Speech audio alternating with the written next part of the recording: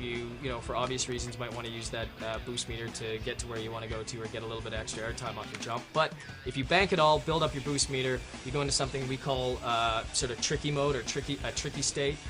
And that's where then all of the same tricks that you were doing off of all your previous inputs get exaggerated even further, where you can do things like, you know, pop 1 foot off the board and do a 1 foot shove it. If I get enough speed off this next one here, oh wow. You can see that I can actually pop both my feet out of the board and spin the board around, and that's actually a trick that's completely inspired and brought to us from past versions of SSX.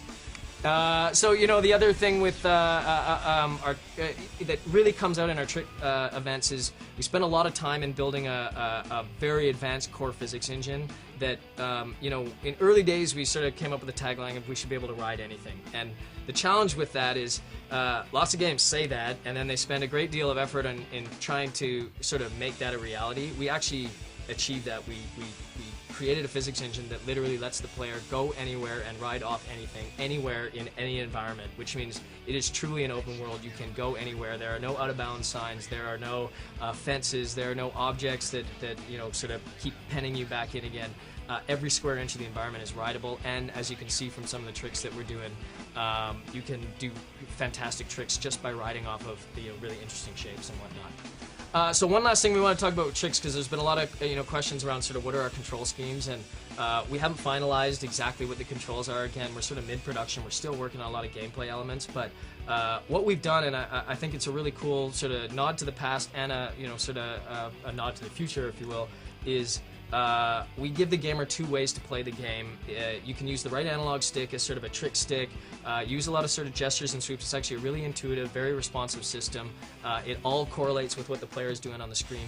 But then we actually map that exact same system, and you can have all of the depth and all of that by actually using the buttons as well. So it's not a matter of picking your controller preference and going into a menu and saying, oh, I want to use button controls or stick controls. It's actually live at any given point in time. I actually find that I prefer doing some things on buttons and some on sticks, so I actually spend time going back and forth between the two, but it's a really nice thing, and the button controls are very inspired by sort of the old SSX control scheme. We're still toying with the idea of actually recreating the exact old SSX control scheme and putting that in the product.